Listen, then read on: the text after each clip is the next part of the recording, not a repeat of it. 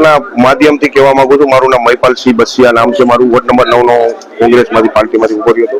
પણ મારી લાગણી એટલી દુબાણી કે ભાઈ જે કોંગ્રેસ પાર્ટીએ મને ફંડમાં 25,000 રૂપિયા સામાન્ય ફંડ મોકલાવી અને જે એવું કરેલું કે ભાઈ અમારે આપણી પાર્ટી પાસે ફંડ નથી, ફંડ વગર તો કોઈ ચૂંટણી જીતાય નહીં.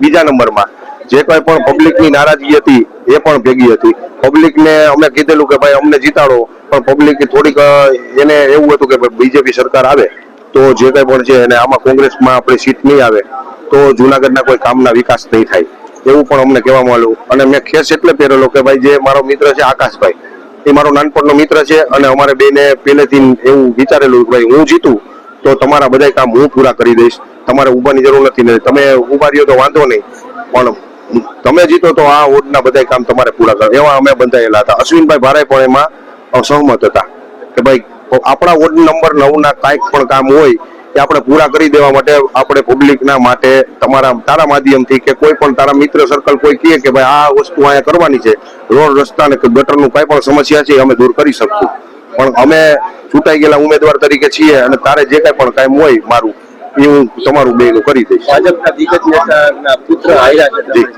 ભાજપના દિગ્ગજ નેતા જે ગિરીશભાઈ કોટેચા છે એમના પુત્ર હાર્યા છે એનું કારણ એવું છે કે જે પહેલા તો વોર્ડ નંબર 10 ના ઉમેદવાર તરીકે એમને નોંધાવવાની હતી, એની બદલે 9 નંબરમાં ટિકિટ આપી, એ પેલી એક ભૂલ છે ભાજપની.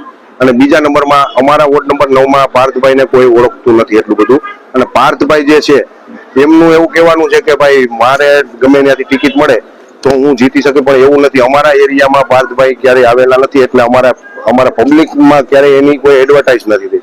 આ પાર્થભાઈનું નામ સારું છે એના પપ્પાને લીધે, પણ એ સ્ટુડન્ટ માટે નોબલ યુનિવર્સિટી છે કે જે કોઈ પણ કોલેજો છે એના માટે પાર્થભાઈ બહુ સારી વ્યક્તિ છે.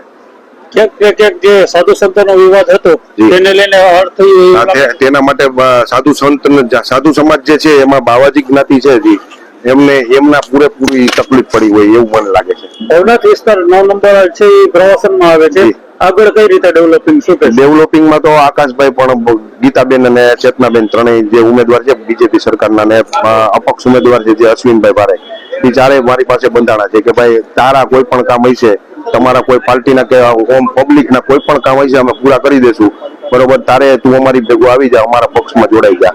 અને કોંગ્રેસમાં જે પક્ષમાં હું જોડાવા માટે હું આગળ વધ્યો હતો પણ મને એવું લાગ્યું કે આ પાર્ટીમાં કોઈ જોશ નથી, કેમ કે પાર્ટી નામ બહુ મોટું છે, કોંગ્રેસ સરકાર સામે બાથ ભીડી શકે, પણ ફંડ વગર શું કામનું? ફંડ વગર કોઈ વ્યક્તિ જીતી નાખે. તમારા ખીચામાં પૈસા ના હોય પાન ખાવાના, આપણે બહાર કેમ નહીં કરવું? એટલે હવે તમે ભાજપને સંપૂર્ણ સમર્થન? હા, સમર્થન પૂરેપૂરું આપું છું.